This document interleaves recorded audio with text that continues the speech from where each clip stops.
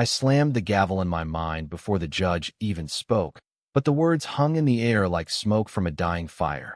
Conversion therapy is not abuse under current state law. My father's smug nod across the courtroom twisted my gut, a knife he'd sharpened for years. That night, at 15, I didn't cry. I planned. The fluorescent lights of the clinic buzzed like angry hornets as they strapped me down, my wrists raw against the leather cuffs, whispering prayers that weren't mine. "This is for your soul, son," Dad had said, his Bible clutched like a shield, but all I felt was the void where love should have been, echoing with the screams I swallowed to survive. Years later, standing on the steps of the federal courthouse in Manhattan, rain slicking my suit, I locked eyes with Larry, my anchor, my fury, and whispered, "Today, we bury the boy they tried to kill." His hand in mine wasn't just warmth. It was the verdict I'd write in blood and ink.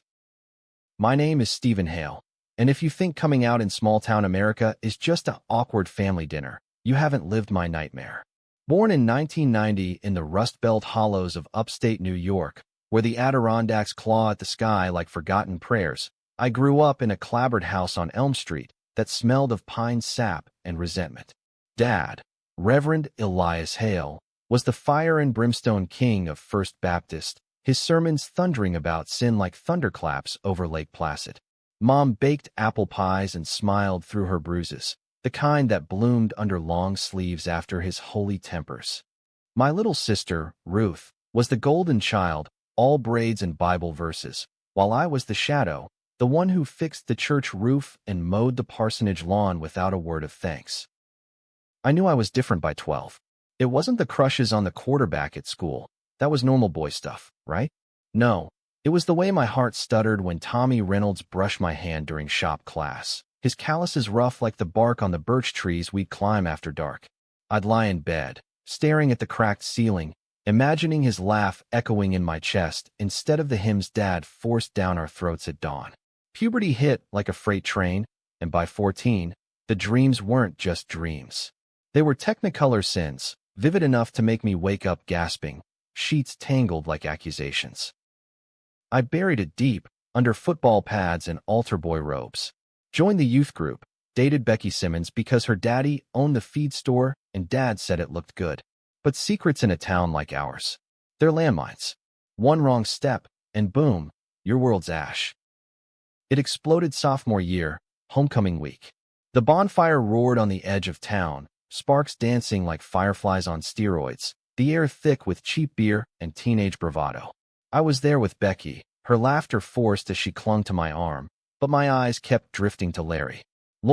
Larry Whitaker, the new kid from Albany, transferred in after his folks split. He had this effortless cool, faded Levi's, a leather jacket that smelled like rain and rebellion, and eyes like storm clouds over the lake, gray and piercing.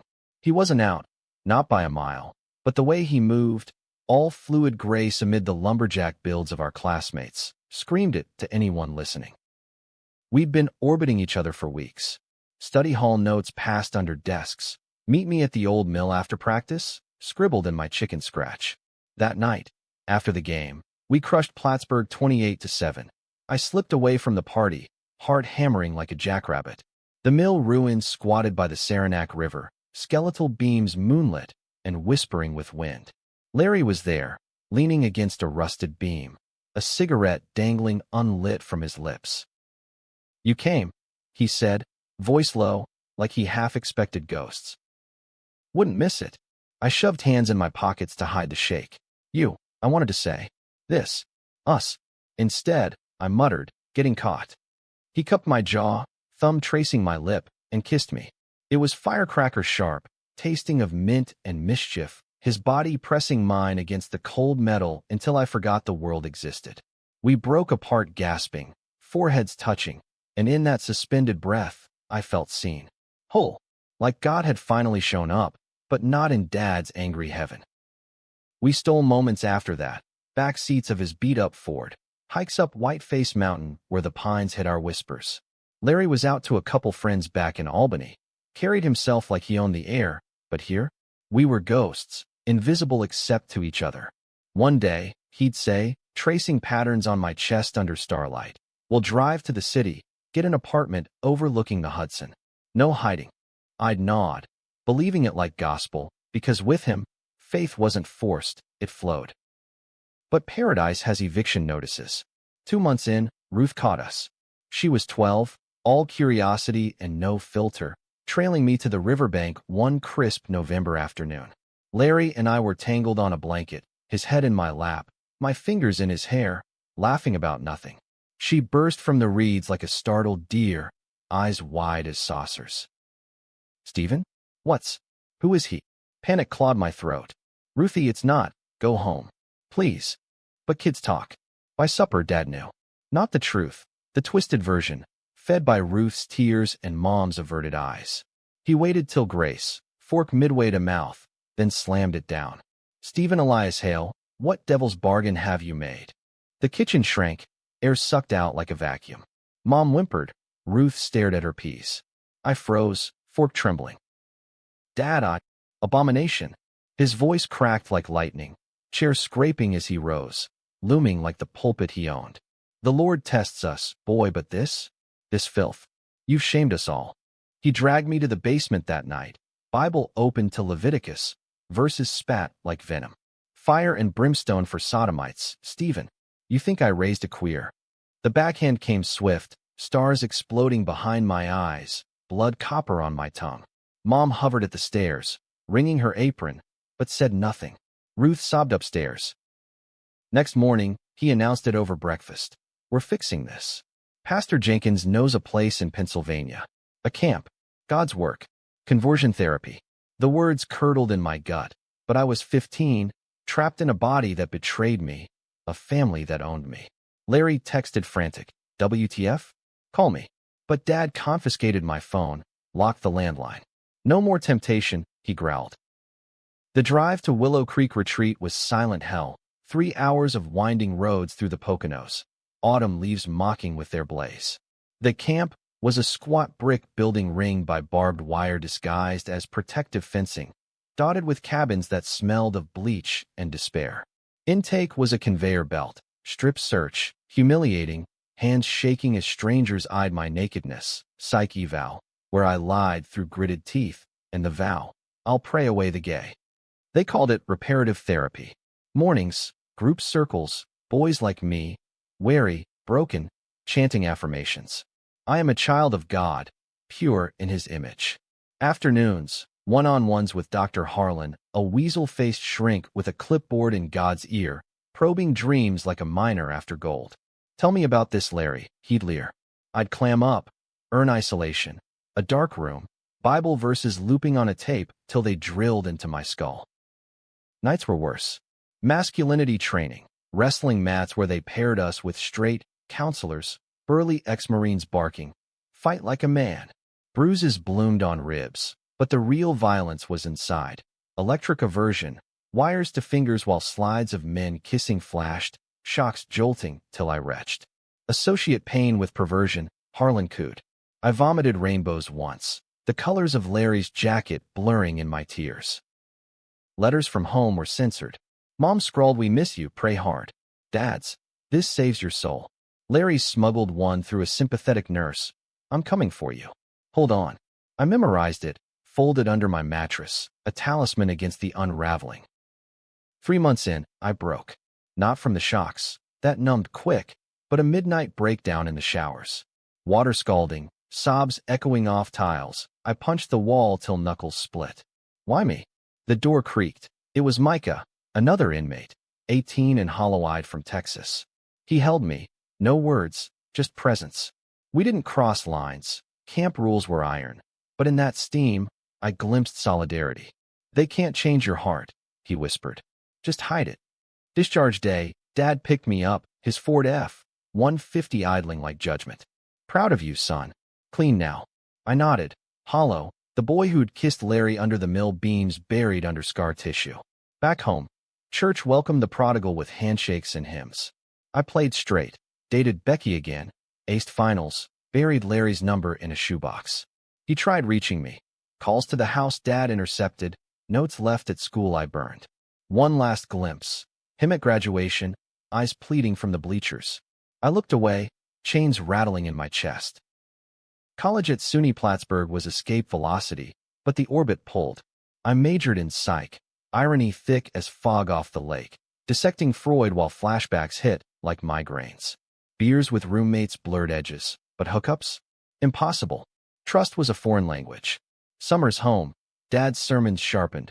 Beware backsliding, flock. Mom's cancer diagnosis that June was the gut punch, stage 3, lungs ravaged by years of silence. She withered quick, pies replaced by chemo drips, her hand in mine whispering, "Be true, Stephen." For both of us. She died in '09, funeral packed with hypocrites eulogizing her grace. Dad preached fire. I stared at the casket, vowing her words like scripture. That night, alone in her kitchen, I dug out Larry's old letter. Hold on. Too late. Maybe. But grief cracked the dam. I drove to Albany that fall, leaves turning traitor gold, hands white-knuckled on the wheel of my '98 Civic. Larry's address from the letter led to a walk-up in Lark Street, artsy strip buzzing with coffee shops and drag shows. Heart in throat, I knocked, half hoping ghosts. He answered in paint-splattered overalls, brush in hand, eyes widening like dawn breaking. "Stephen? Holy shit." We stood there, doorway framing the chasm of years, then crashed together, hug bone-crushing, sobs muffled in his shoulder. He smelled of turpentine and home, that same storm cloud gaze pulling me under. Over cheap Thai takeout on his fire escape, stories spilled. His escape to art school, coming out loud and proud. A boyfriend named Chris who'd bailed after a miscarriage scare. Turns out Larry wanted kids someday, a quiet dream. Me, the camp horrors, Mom's death, Dad's iron grip tightening post-widowhood. "You're free now," he said, fingers lacing mine, city lights winking below. "Or you could be." That could be ignited something feral. We fell into bed slow, reverent. No rush, just rediscovery. His touch mapped scars I didn't know I wore. Kisses like absolution. Mornings tangled in sheets, coffee black and strong. We'd talk futures. Him exhibiting at galleries, me grad school bound for counseling, specializing in trauma. "We'll fight this shit," he'd say, tracing my jaw. "For the kids like us." But freedom's a fragile bird. Dad called weekly, scripture-laced check-ins masking control. "Seeing anyone's son? A nice girl." I'd lie, focusing on studies, guilt gnawing like termites. Holidays home were minefields. Ruth, now 16 and sharp as a tack, cornered me in the barn. "You're still, you know." Her eyes, so like Mom's, pleaded, "Don't let him win." I didn't. By 2012, post-grad, I landed a gig at a Syracuse nonprofit, LGBTQ youth outreach. Larry and I shacked up in a loft overlooking the Erie Canal, his canvases splashed across brick walls, my bookshelves groaning with DSM Versus and Audre Lorde. Life bloomed. Brunches with his queer-chosen family. Pride floats where we marched hand in hand. No hiding. He proposed on our 5th anniversary, down on one knee in the mill ruins. Ring simple silver etched with a river wave. "Marry me, Hale. Let's make it legal." Tears blurred the yes, but joy's shadow loomed. Dad found out via Ruth, eavesdropping on a call, spilling to him in terror. The explosion came via certified letter. Disownment papers, cold legalese citing moral incompatibility, church bylaws barring sinners from inheritance. "You've chosen the broad road," it read. "Burn in it." Rage boiled, but Larry cooled it. Let him rot. We build our own. We did. Wedding small, lakeside. Vows exchanged under a rainbow flag arch. Friends toasting with craft IPAs. But the letter festered, a splinter under skin. Then, the bomb. 2014. Dad's church hosted a family values conference. Guest speaker none other than Dr. Harlan from Willow Creek. Flyers blanketed Elm Street. "Reclaim your sons from the gay agenda." I saw red, vision tunneling. Larry found me pacing our loft, fists clenched. "We sue," I growled. Not just him, the whole damn machine. It started small, digging records, FOIAs on the camp, closed in '08 amid scandals, but loopholes lingered. Teamed with a ACLU lawyer, Elena Vasquez, fierce Latina with a Rolodex of survivors. Turns out, New York's statute of limitations on child abuse was a joke for therapy, but civil suits? Open season for emotional distress, fraud. Harlan's outfit, still operating under new banners, was ripe for class action. But Dad? Personal. He wasn't just enabler. He'd signed the consent forms, footed the bill, enforced the silence with fists and frost. Parental rights, Elena warned, are ironclad in Bible Belt courts. Still, I filed. Hale versus Hale, seeking damages, retraction, and, biggest, a court order for his treatment, records unsealed, proof of the poison. The summons hit him like a thunderbolt. Ruth called, voice quaking. He's raging, Stephen. Says you're possessed, dragging the family name through mud. Guilt twisted, but Mom's whisper echoed, be true. Discovery was war. Depositions in a sterile Syracuse office. Dad across the table, jowls quivering under fluorescent glare. I saved you. He spat, Bible ring glinting. That camp cured your affliction. Cured. I leaned in, voice steel. You electrocuted your son for loving wrong. That's not salvation. That's torture. His eyes flickered. Regret? Fear? Then steel. God's law trumps man's. Larry held me after, in our bed, his body shield against nightmares. You're brave as hell, he murmured, lips to my temple. But cracks showed. My sleep fractured, therapy sessions doubling, doubts whispering, what if I lose? What if he wins? The real betrayal blindsided in spring 15. Ruth visited, unannounced, bags slung over shoulder. Need a break from the parsonage. We welcomed her. Pancakes, canal walks, Larry charming her with sketches. But one night, wine loosening tongues, she confessed, Dad's got something on you. From the camp. My blood iced. What? She pulled a folder from her bag. Yellowed pages, Harlan's letterhead. Found it cleaning his study. Your file. But there's more. Larry. The room tilted. Photos. Grainy. From '08. Larry at a protest outside Willow Creek. Sign reading, shut down conversion camps. But time-stamped post-discharge. How? Then the kicker. A note in Dad's scrawl, dated weeks ago. Whitaker involved in suit. Leverage. His juvie record from Albany. Burglary, '07. Sealed, but not to me. Larry's past. He'd glossed over it. A dumb teen break-in for cash after his mom bailed. Expunged at 18. But Dad, with church connections, had dug it up. Blackmail fodder. Ruth, why bring this?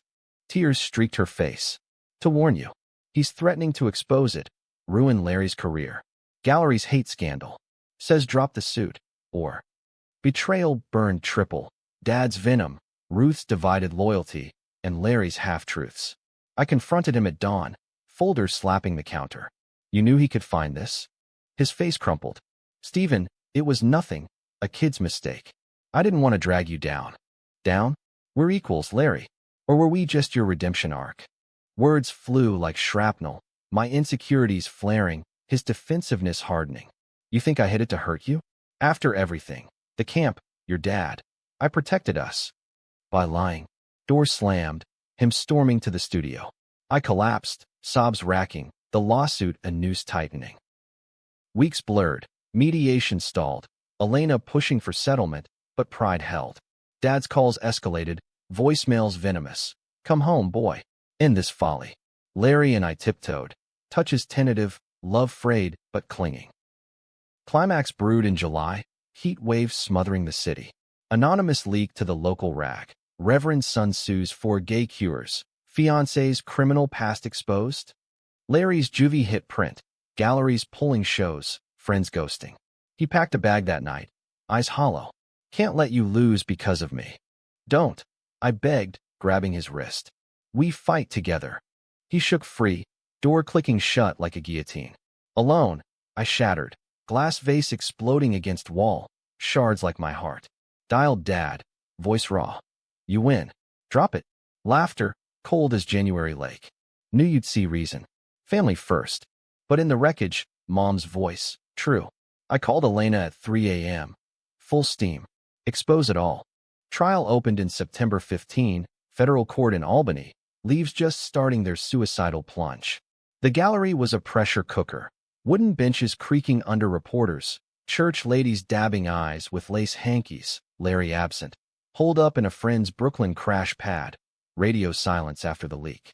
Ruth testified first, sworn in with trembling hand. Her testimony a tightrope. Daddy loved us fierce. But the camp. Stephen came back different. Quiet. Broken. Cross-exam gutted her. Dad's lawyer, a slick Albany shark named Hargrove, pounced. You support your brother's lifestyle, Miss Hale? Against God's word. Objection overruled. She whispered, love's not a sin. Gasps rippled. Dad's face purpled in the front row. My turn was crucifixion. On the stand, Bible before me. Irony's gift. I recounted it all. The kiss by the mill, Dad's rage, the straps and shocks, Harlan's probes peeling me like an onion. They said it was prayer. I choked, but it was violation. My father signed off, called it salvation. Hargrove circled. Regret your choices, Mr. Hale? The homosexual acts that grieved your father. Love isn't a choice. I fired back, eyes locking Dad's. Hate is. Jury shifted.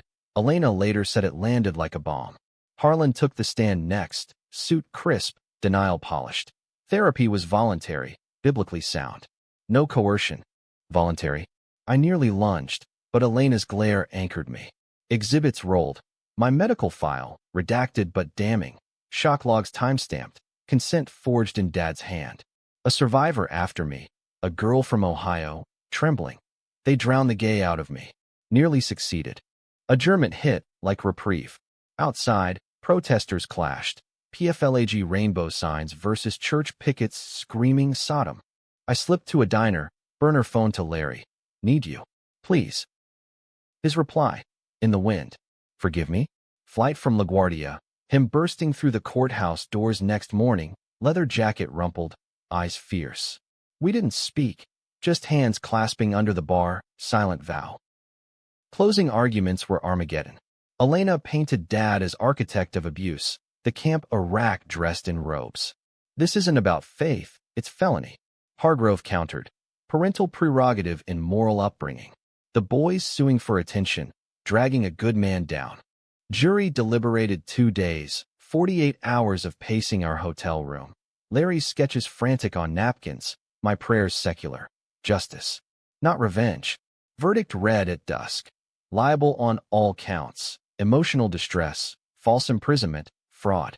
Damages, $750,000, plus punitive, and the order. Full records public. Harlan's license yanked pending review. Courtroom erupted.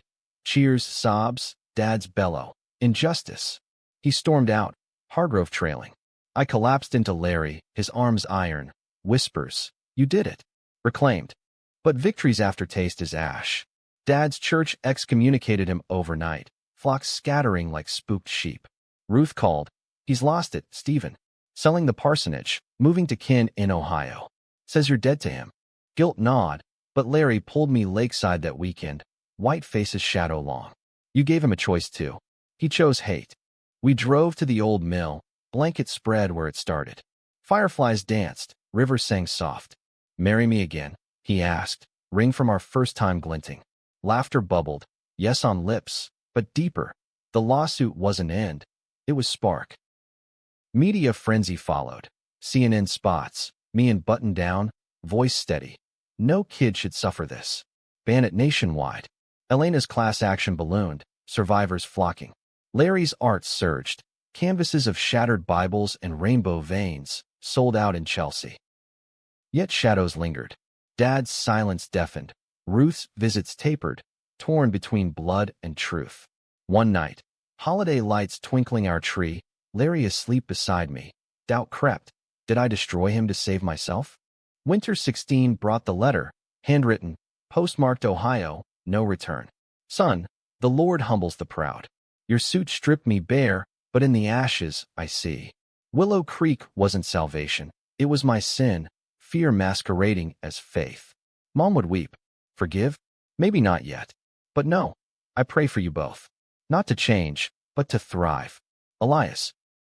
Tears soaked the page, sobs waking Larry. He read, held me tight. Human, he murmured. Finally. Spring thaw mirrored it. Ruth visited, hugging fierce. He's in counseling.